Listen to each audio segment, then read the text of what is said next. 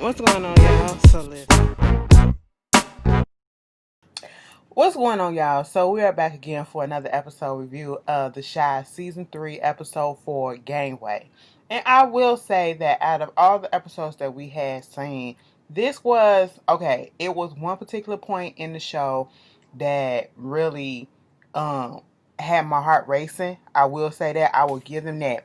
But other than that, I don't, uh, it's just, I don't want to say I didn't like the episode, but out of all the last three episodes, they were fast paced for me. This one kind of like slowed down a little bit. You know what I'm saying? It was like we're gonna go back to our everyday life or whatever. I don't know. I don't know. Something about it was off. Something about it was off, and there was a particular subject matter that came up in there that I was like, what this got to do with it? Okay, we trying to find Keisha. We want to get this out the way, whatever. But so y'all about to drag this out. I feel like they're about to drag it out. And that's what's gonna make me mad. Like, I love the show. I don't have no problem with the direction that it's going to a certain extent. Because I'm just saying, y'all find Keisha so we can move on to some badass shit, okay? Because this is real, what we be talking about missing women, about missing girls, and missing black women, missing black girls, how they don't give a care when our black people go missing and the cops is you know dragging their feet on it and not trying to do anything. Whatever, the community don't really get involved all that much sometimes, okay? But we get that, okay? And it's been going on. And I understand, like, when somebody goes missing, they don't get found right away, especially within our community. If they get found within the next 42 hours, 48 hours, or 24 hours, 48 hours, 72 hours, that's a blessing. That's like a miracle, okay? But most time they go undetected. They go under the radar, whatever. So I get that's probably what they're trying to show, because it's been days since Keisha has been missing. But we about to be on episode 5. We about to be on episode 5. Now, I don't know if it's 10 episodes in this season or what. We halfway through the season, if it is, and we still can't find Keisha. Please do not, please, people, Lena, all y'all at the Shy, I love the show, like I said, but please do not drag this out to the season finale and we find out that Keisha is either alive or dead, okay? Because y'all scared the hell out of me. Y'all scared the hell out of me this episode with that subject matter, okay? But, anyway, let's just go ahead. I want to talk about the kids, okay? Well, who started the episode off? Speaking of Keisha and them, let me just start off with Keisha. Dre, you see Keisha, when the episode comes on, Keisha it's like a memory of whatever that happened in the past, because we know that Keisha is not here. And so Keisha is getting ready to go for her morning run, and or her day run or whatever, and she got the music playing. It's a rap song, she rapping along to it. Dre comes in, knock on the door, and just open the door. Now see, at first I was like, Keisha, you don't pay the bills up in that house, so how dare you have an attitude? But then I said nope, because Ashley, you would have had an attitude too. I don't care if you pay the bills or whatever. If I didn't say come in and the door is closed for a reason. I could have been bucket ass naked. Don't nobody need to see that, okay? And then you just busting in or whatever. I said, Dre, pump your brakes, okay? You trying to be an authoritative figure or whatever, but still, have a little bit of respect. And I understand that she's a child still, but you could have at least waited until she said come in or whatever. But Keisha probably been already giving her fever, and they already been bumping heads, so that's probably why she did what she did. So I'm gonna let that go. But anyway, she was just trying to tell her to turn the damn music down or whatever, and she was like, "You ain't my mom," and just giving all fever and all this stuff. Okay. And, she turns her back on Dre as she was talking. Dre had to put the foot down like, listen, I can tell you whatever the fuck it is that I want to tell you, because I pay the bills up in here. I pay half the bills up in here. You don't. Okay? You're just an occupant. You're a guest up in this place. I help pay. Until you do that, you can't really say nothing.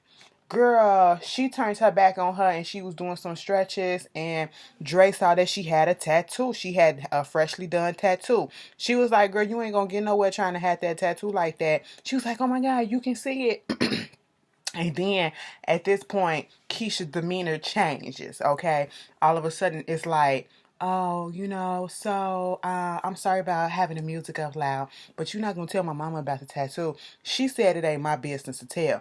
It was like, would you just say what you going to do, yes or no? I said she said it ain't her business to tell, which means at this moment, she is not going to say anything, but she did say, I would rather you go ahead and tell her before I have to tell her because you didn't tell her. Okay? And so next thing you know, we see her outside and she's about to start running across the street and a car comes up and almost hits her. And then we hear Dre scream out, Keisha, and next thing you know, Dre wakes up and she was in a dream. Okay, she was reliving a past memory, probably that happened or part of a dream. Girl, I'm the only one? I'm the only one? Am I the only one that's been having some crazy dreams? Like I really don't even remember when I do dream. Side note, that's how I really wasn't into this episode. I'm just gonna be honest. When I do have dreams, I rarely, if ever, remember. For the past few days or so, probably a couple of weeks, I've been dreaming off and on, and I've been remembering bits and parts of it or most of it. And they be so crazy and bizarre. What is that? Girl, am I going through the change? Is it Mercury retrograde? What's happening? Or whatever. But anyway, moving on from that, she wakes up. She hears the same song that was playing in her memory. That's probably what triggered her to have that dream, because the mom, Nina, is in the room trying to clean up or whatever, and she's playing the song, and she's trying to get the room prepared for if Keisha comes back and all that. And Dre like, did you know something that I don't know? And it's just a way for Nina to cope at this point. Nina don't know what to do. She's beside herself. And so, all Dre can do is just be there for her. That's it at this moment. Moving on from that, we see Ronnie. Ronnie is out, collecting cans and doing stuff what he do up in the garbage cans or whatever. But he's also stalking I ain't gonna say stalking. He's spying on the white guy that was at the visual, okay? He stood out. Like I said last week, it was other white people there, other people of different races there, but something about this bald white man, or this white man with thinning hair, um, he just looked out of place, okay? And Ronnie was running after him at the visual, but lost him. But he found out where he stayed at, and saw him putting an elderly person in the car and then leaving the car. And so once they left, Ronnie went in his house, broke into his house. I said, Ronnie, you just got out of jail, so you doing breaking and entering, but we gonna let it go for a good cause. Because I feel like Ronnie might be part of the reason why we find Keisha, if we find Keisha this season, okay? Which I hope they do. Bitch, you got next week. Okay? If they find Keisha, I feel like this is going to be Ronnie's chance at redemption. Like, I took a life and I helped to find a life, so something like that. That's what it's giving me. And so he goes into the house. He hears this woman talking, but it's the TV. He's hollering out Keisha. And I'm like, if somebody else was in the house, you just alerted them that you up in the house or whatever. And so he goes and he's looking in the living room or whatever. He goes downstairs into the basement. And as soon as you come into the house, it's looking like a hoarder house a little bit. Just a little bit. Old stuff here, old stuff there. But then you got this living room that looks like it's fully lived in or whatever. Old furniture, old people furniture and stuff like that with a little bit of character. And then you go downstairs into the basement, and the basement just looked like somebody was living down there or is living down there, but it's so junk filled. And then you look at the magazine. You have to pay attention to the stuff that was sitting down there. The magazines was like cyber sex magazine, stuff like that. If you notice, it was a baby's car seat in the back with a teddy bear in it. I was like, what the fuck is going on? It was a door that was, open. Well, that was the door that went down there, and it had like this latch on it. And it could have been so that the older person that was there, um, couldn't get down the steps or whatever, and couldn't fall or break themselves or whatever. But it also could have been a dungeon. You know what I'm saying? You just never know. And so he goes around and he's looking, but then he stops at these pictures and he started taking pictures of the pictures. And I was like, what the pictures of? So next thing you know, we see Ronnie going over there to Dre and Nina's house. And Nina was already gone. Dre was still there. She still got the chain on the door, like, what you want, Ronnie? He was like, I think I can help you. Okay. There was this dude that I went to jail with. He was on, he was a rapist, a registered rapist or whatever, and he just got out. And I was like, okay, what that is? So you know who he was. She looked him up in the register. He is a registered rapist, sex offender, whatever. He follows him down to where he lived at with his father in Woodlawn. And then, that's what he did. He said he basically is a pedophile. Okay, he got a thing for underage girls, and that's what those pictures was. I said, Ronnie, you need to hurry up and take them things off your phone for somebody find it and think you into some stuff. But he took pictures of it, and showed Dre. Dre and him went down there to confront old boy because at first Dre was like, let's call the cops or whatever. He was like, no, don't call the cops. That's going to give him a chance to clean up his trace, So they went down there, tried to confront him. It didn't go well. He was resisting. They was trying to fight him. He wound up near Ronnie in the balls or whatever, and he wound up getting away. Okay. And so at this point, Ronnie doing some more investigation. They do go down there another time. I do like the fact that in the midst of this, Nina had a break. Nina had a break Nina had a break from missing her daughter for a moment, just for one moment of being normal. She probably still goes to work, but she still had a break to, be there for her own child because, she went to this function that he was going to, got to meet Gemma, all right, and they had this good conversation and they vibed or whatever. Gemma was like, they was keying over the fact that some white person, bitch, listen, I'm sorry to keep on saying that, but when she said they, the white person, mistook her for the cook, I said, that's some racist stuff, all right? That's some racist stuff right there. I couldn't be here or whatever, and Miss Gemma, she's smart as hell. She understands. Miss Gemma is smart and Miss Gemma is woke, okay? I said, there you go, and Miss Gemma come from money too. So she know how to play the politics around these white folks with the money too as well. This is what she grew up in, but she also know that she black as hell, okay? Like, she black, you know what I'm saying? She for the people. She pro-black, And at first, Nina had asked Kevin about Gemma, and he was like, am I going to be able to meet her, whatever? He was like, nah, you ain't going to meet her yet. She got to earn it. And she was like, okay, I like that. And so next thing you know, he wound up going off to the side because Jake was there, Doodah was there. We'll get into that later, why they were there.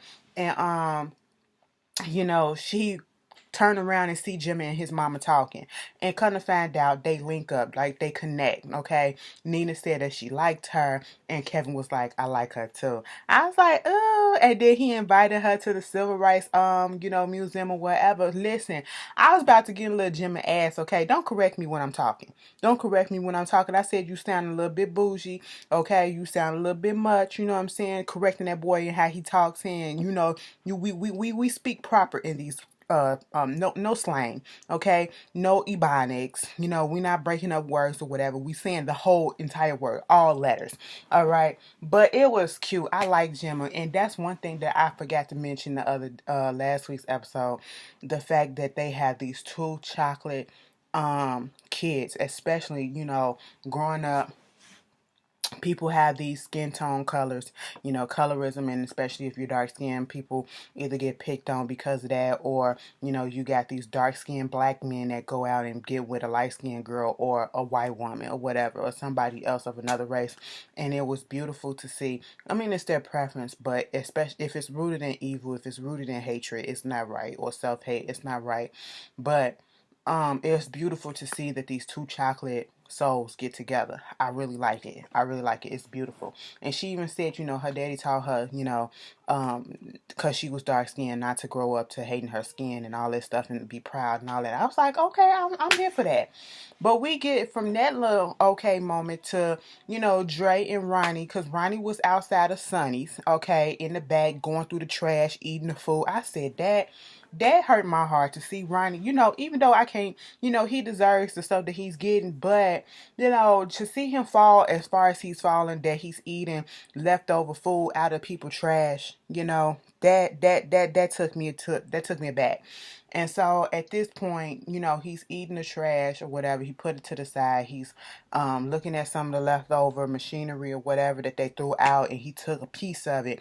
And so him and Dre went back down to the white man and tried to threaten him, beat his ass or whatever, and was basically like got out of him. He was like, I do know the girl, okay? Wait a minute. Basically, I just wanted to talk to her. I just wanted to talk to her and hang with her. She's at 63rd Street Beach. She's at the 63rd Street Beach. And I said, oh, shit. And I didn't remember that they never really showed who it was. Like, they didn't show him a picture. I don't know if they showed him a picture. I can't remember. So we instantly thinking that they're talking about Keisha. Next thing you know, we hear Nina. She's getting a phone call. She was like, no, no, no. And I was just like, oh, my God. Nina trying to call Kevin. He at the little museum with Gemma, and she was like, so you gonna get up off your phone? She was like, I do you one better. He turned the whole phone off. I said, because Gemma was about to raise hell. She wasn't satisfied with the little exhibit about Nina Simone up in there. She tried to tell him what it was. Okay, I'm finna write a letter to the corporate executor. Okay, I said, go ahead, Miss Gemma. And so next thing you know, we see Nina showing up at the beach. We see the cops out there. We see a paddy wagon out there. We see the ambulance out there. We see a coroner's van out there. And I was just like, wow. So we automatically assumed that they didn't found Keisha. And we see Dre and Nina go up the hill to the beach or whatever, and they see this body. And I was looking like, is it because she probably been out there for a while that her skin looked pale? Because Keisha was a dark-skinned black girl, and it just didn't look the same. I said, this could look like either a light-skinned girl or a white girl or something like that. But the clothes kind of looked similar a little bit. And then at this point, they was about to say that was Keisha, but Dre said, turn her over. Can you turn her over? Because, Keisha got a tattoo on her back. And Nina was like, girl, no, she don't. And Dre was like, yes, you do. Yes, you do. And come to find out, that was not Keisha. Because Kevin come running home trying to figure it out or whatever. And, girl, I was just glad that it wasn't Keisha. That shit had my heart racing. I was like, oh my God, oh my God, oh my God. It cannot be Keisha. We not finna do this. We not finna do this.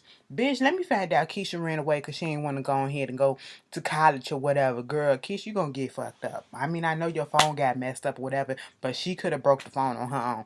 I don't know. I'm looking at all type of possibilities at this point because we just really don't know where they going with this situation. So that was that. Then we get this situation with the kids and Duda. Okay, so the kids are helping Duda in his mayoral campaign, and they just having little discussions. They're basically over it, okay?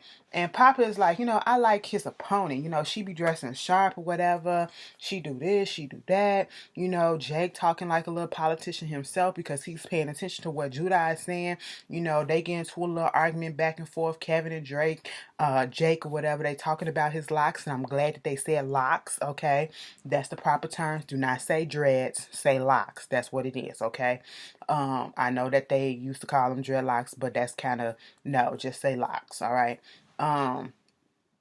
So they get into it a little bit. Papa had to break it up, and then they bring up the whole Gemma thing.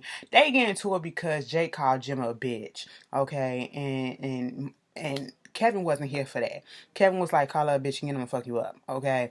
And so, he had to put his foot down. He had to protect his girl. And I was like, yes, black man. Yes, black boy. Do what you have to do. He is gonna be somebody, a good husband to somebody. I said, listen, I like him. I like the way they got the kids acting like this is how it be though. Okay? And they're not dumb. They're not dumb. They're kids, but they are not dumb. You know, then we see later, you know, um Candy pops up at the headquarters to see Doodah. And when she came in like, bitch, I'm here. I deserve to be here. I don't need to tell you nobody, take no names or whatever. I ain't gotta have no appointment because I'm his wife. I was like, all right, Miss Candy. They wind up being at the also at the same event that Kevin and his mom was at. And you see, Jake found out about Gemma's father and how he's rich or whatever, and he introduces Doodah over there to him.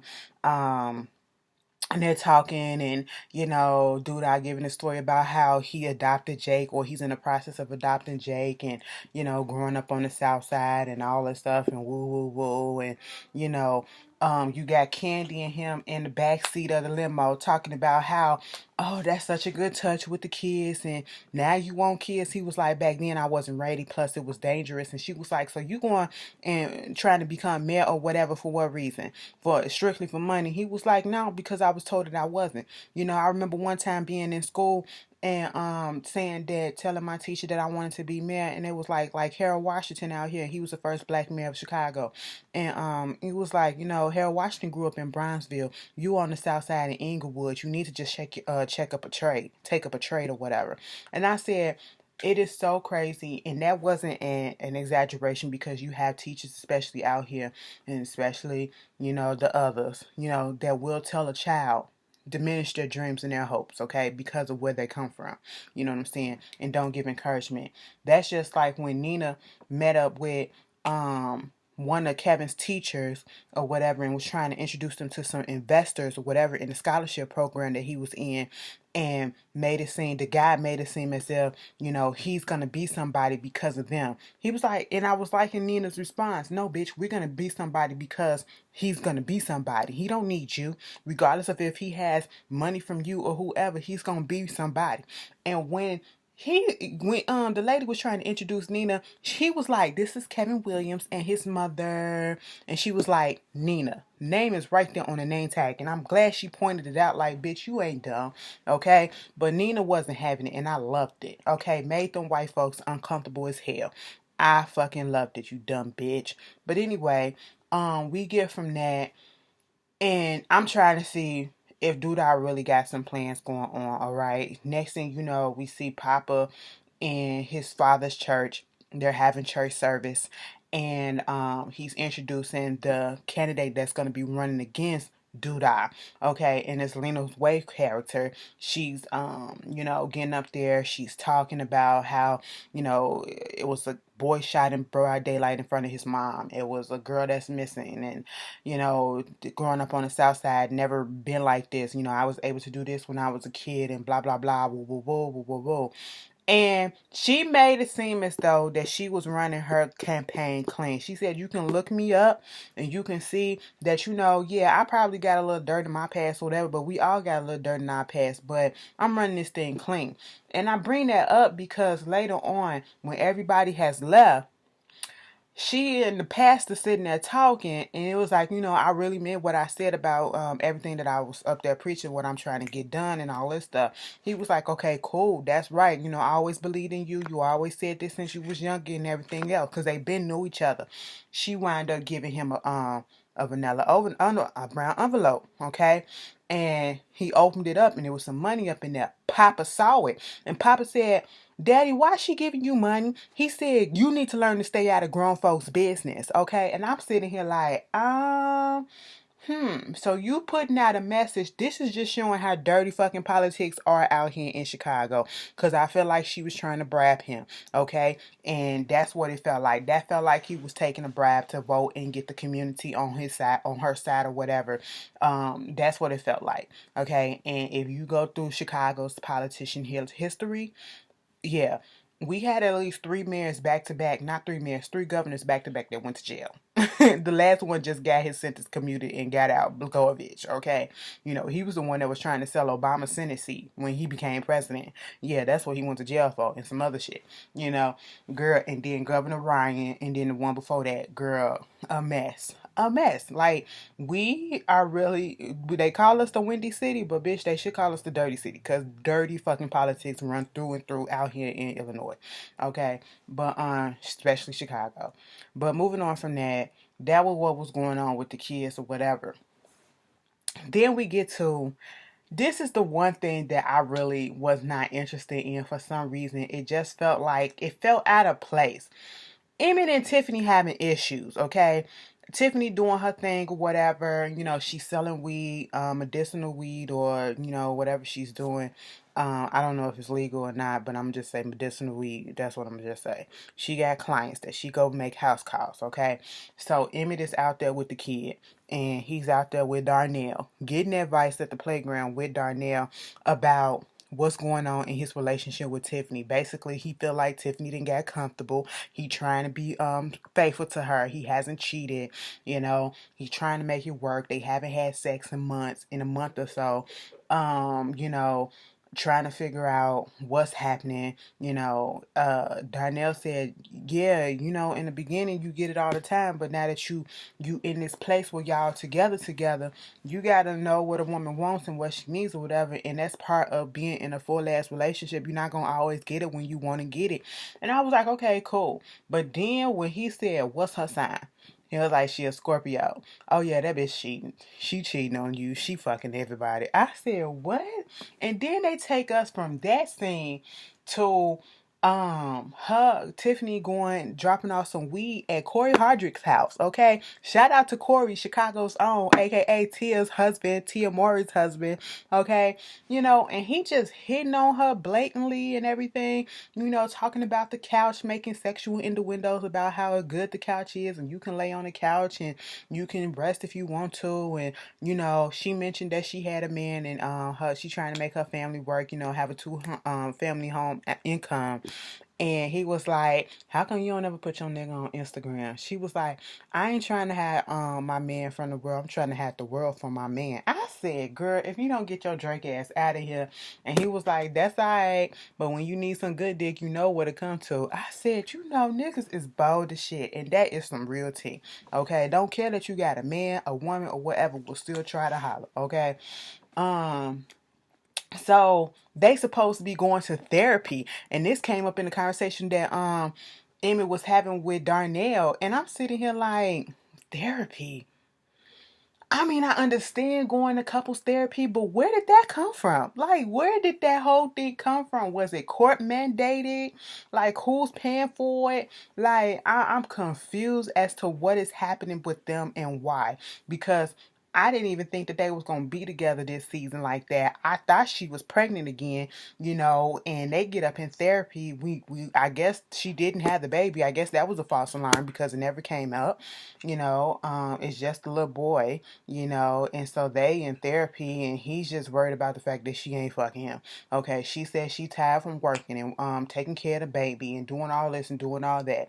And plus the reason why she haven't had sex with him is because she's off of birth control, and the birth controls was messing up her hormones, and she didn't want to get pregnant by Emmett because he's a fertile bitch. He's a fertile motherfucker. Like his stuff is strong. And so he was like, you know, I'll wear a condom. She was like, girl, the boy, please, okay. And basically, the just arguing in front of the lady, and you know they had to come to a compromise of what they need to do. He talking about something. I want to have sex at least 2 times a week. I was like, I mean, that ain't asking much unless she on her cycle and she don't want to do it. But that really ain't asking much. 2 times a week, okay. That's like, bitch, we can fuck on the weekends, okay. You can. But I don't like that schedule stuff. Let's have some spontaneous shit. You know what I'm saying? Let me get up in the when you least expect it consensually. You know what I'm saying? But you know, I get it. I get it. And next thing you know, he was talking to Sonny about the whole situation, and he got another perspective. And basically, Sonny was like, "Why don't you just do something that she liked, that she least expect you to do for her?" And so he put the baby down to bed. She comes in. He's cooking. He got the candles lit. He got the ambiance. The mood is set. It was real nice, and they wind up making love. They didn't fuck. They made love that night. I was like, oh, okay, and that was it. That did not fit to me. Okay. I would rather see what's going on with Jada and Tomas. I don't even know if I mentioned them last week. Jada and Tomas, they finna go out on a little date or whatever. But I'm glad they loosened up Jada's character, letting her get some, after she got her back blown out by old massage dude. But yeah, tell me how you felt about this episode. I mean, I gave y'all a full review, but still, something about this episode just was a little bit off for me. The whole Emmett and Tiffany situation, I really don't care about. I really don't care about. And then, Tiffany, client Corey, whatever his name, Dante, that's his name on there. He tried to blow up the spot about Dominique, saying that she fine as hell and she this and she that. And so Tiffany didn't know about her, I guess, and she brought it up in therapy and threw it in his face or whatever. I said, child, the jealousy that's gonna happen between these two, I ain't got time. I ain't got time. But y'all tell me how y'all felt about this episode. Do you feel what I'm coming from? Like, it just was a little off for me. But yeah, and I'll see y'all later. Peace.